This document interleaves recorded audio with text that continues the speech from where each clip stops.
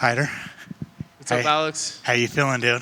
I'm feeling great. I'm glad I got that win against a very highly touted, highly ranked guy.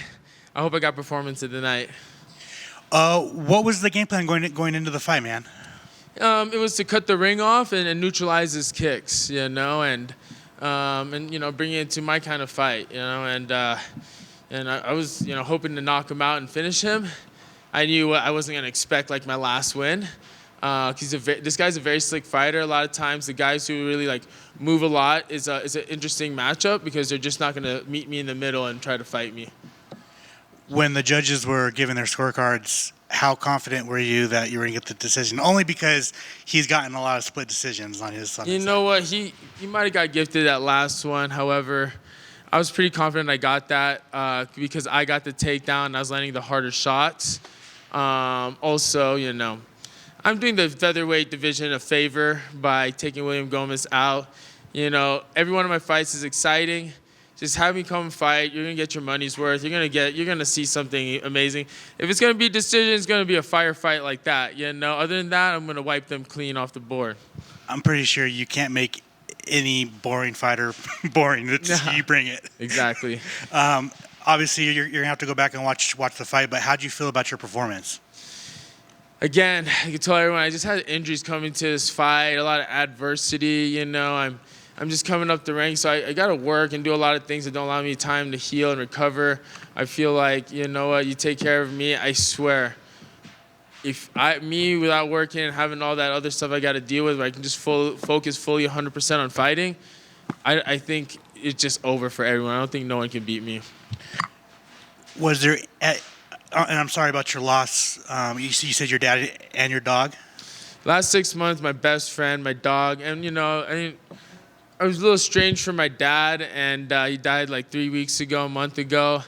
I never told anyone about it because I just don't want to I haven't seen him in a while, and it wasn't my choice it was my choice not to say, reach out to him, but now that I can't, it's kind of sucks, and he wasn't the best, but when I was younger, I was kind of upset that he wasn't in my life, but as I got older, I understand how things, like addiction and stuff like that can change a man, and I just wanted some closure in my life with that, and I understand where everything went, but I didn't really tell anyone about that. I'm one of those people that, I didn't tell anyone I went to college and went, did my fighting for that. I'm just one of those people that I move under the radar in certain things I let people know, but other than that, I just, keep it to myself.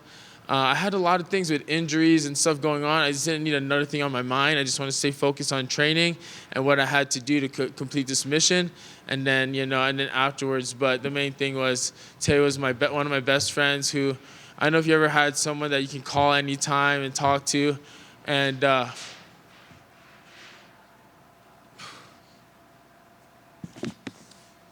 today was his birthday. Man. Yeah, sorry, fuck. Okay. Yeah, I just held everything back for after this fight, and it just sucks. And you know what? I want to dedicate this win to him. But yeah. Sorry. It's all good, man. It's all good. Let it out. So on top of all that losses, you said you tore your knee, tore your bicep. Were you ever close to pulling out of this fight? No. Everyone said, "Are you gonna pull out?" I was like, "No." I sparred everyone one-handed the whole for 2 months of the camp, and the last month it healed, and then I tore my MCL 2 weeks ago, and then I was like, it's just another thing. But you know what? A champion fights through anything, and with all those things, the injuries and everything, you just gotta show that's the kind of heart I have, man. I can fight. I've been through so much in my life.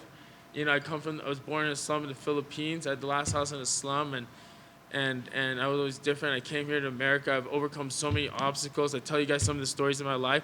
I'm not saying I had the hardest life, but I had a lot of crazy stories consistently. And I think because I overcame that and I grew up around all these kinds of people, I always represent the Philippines. I always represent the Bay Area because everyone, they found something in me. I don't know what it is, but they took care of me. They kind of brought me up, and so I owe everything to my friends and family in Philippines in the Bay Area, so shout out to them. Obviously, you're going to need some time to heal up and mourn. When would you like to return? I'm down for summer, June, like May, June. Like I'm down. Just give me like a couple of weeks just to heal and not do anything, and then I'm down to get back in camp or whatever. Ideally, I fight every season. I want someone to top 15, top 10. I'm down for, but I would love it like this summer, maybe June. I want to fight every season. And you have to get out of you got to get out of the Apex, right? Dude, my fights are way too exciting for the Apex. I can't imagine if my last fight was in arena, people would be going bonkers. Even if it was this fight also. So please put me in arena. I feel like I fight better in front of people. It's just so much more exciting when you win and win big in front of people. And you know what? UFC's about having spectacular fights. Watch all my fights. Tell me every time I fight in a stadium, the roof is blown off. So just expect that if I ever fight in an arena. And then finally, for me, there's a lot of comparisons between you and your coach Gil. It's like basically Gilbert Melendez point two. Like, I guess how cool is that to like obviously you're your own fighter, but like to carry that legacy and that lineage.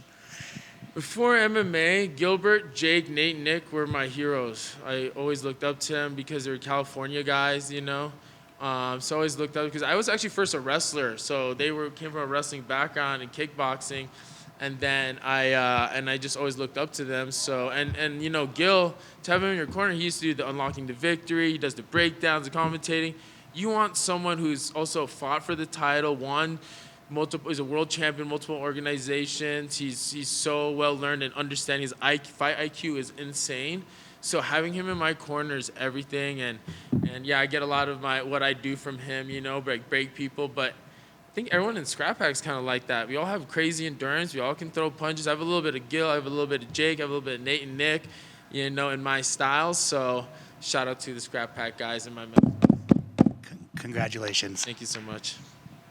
I know you said the champions tend to fight through everything, you know, and I know it's tough to kind of think about all the other stuff going outside. It's better to sometimes just shut it down so you can stay focused on the fighting. But we also know that the mental side of this game is probably, if not the toughest part outside of the physical things. But, you know, dealing with some of this stuff and actually allowing yourself to open up about it, did it feel better? Do you feel like it's helping the process? And now will you give yourself? Because I can see, we know how you are. You want to get back in the gym. You want to start doing it.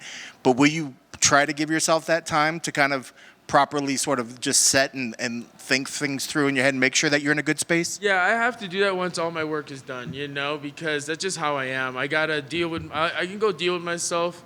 You know, some people like to talk it out, but if I talk about things, I'm messed up for like a week, you know. I'm not as out there as I am. I'm not the most emotional person when it comes to real stuff like that, so I don't really like to talk about it or anything.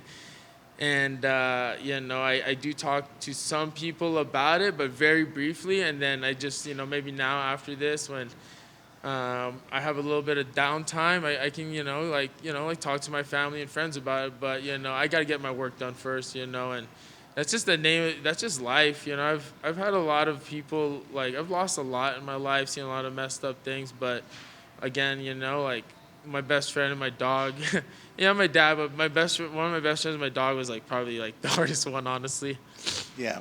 Well, and a lot of times too, you know, those people were inspirations probably while you were fighting. So now you almost feel like you're fighting for somebody. You're carrying somebody along with you as well, probably, you know, and that gives you maybe extra motivation to get back in there as well. You know what? I was not going to lose in the day my best friend, it was supposed to be his birthday today.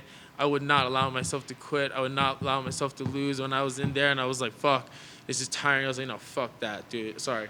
I was like, good. I am not losing today, especially not then, especially not when his family's watching. You know, so I want to go, and then I am not losing to a Frenchman on U.S. soil, okay? That's not about to happen, all right? That's awesome. Congratulations on the victory. Sorry about your loss, and I hope you take time to process it, but looking forward to when you're back in there again. Thank you. All right. Thank you. Yeah, okay. Thanks, you guys.